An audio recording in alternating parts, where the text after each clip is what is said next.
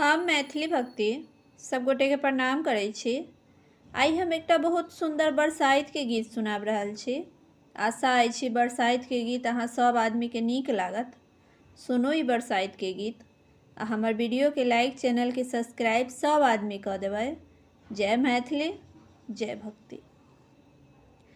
पूजू पूजू सिया बरसात जेठ अमावस्या के। पूजू पूजू सिया बरसात जेठ अमावस्या के। पूजू पूजू सिया बरसात जेठ अमावस्या के। पहिने जे पूजब सिया सती सावित्री।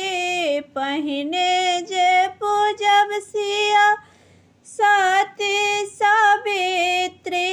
मांगब सिंदूर सोहाग जेठ अमावस्या के। मांगब सिंदूर सोहाग जेठ अमावस्या के। पूजू पूजू सिया बरसात जेठ अमावस्या के। पूजू पूजू सिया बरसात जेठ अमावस्या के। दोसरा जे पूजब सिया बड़ के गाछ। दोसरा जे पूजब सिया बड़ के गाछ। मांगब सासु ससुर जी के आँख जेठ अमावस्या के।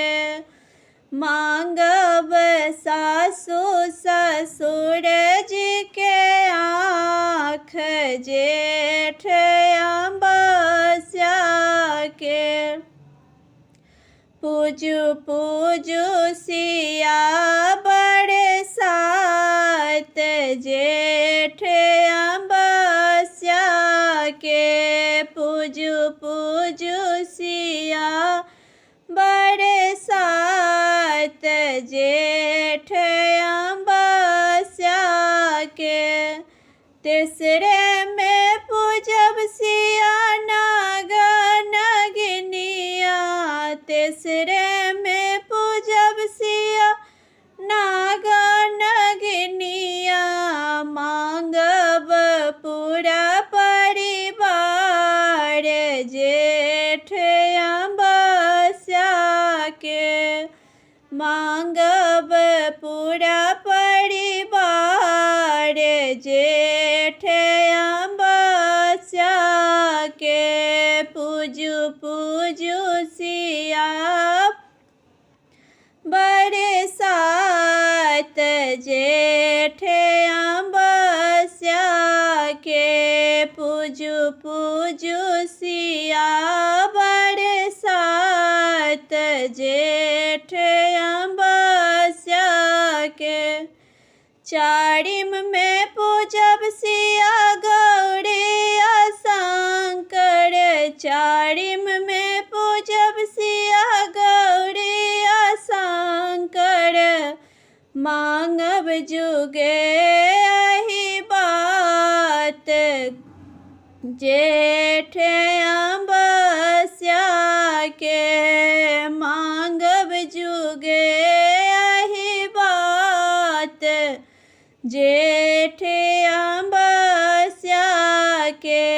पूजू पूजू सिया बरसात जेठ अमावस्या के। पूजू पूजू सिया बरसात जेठ अमावस्या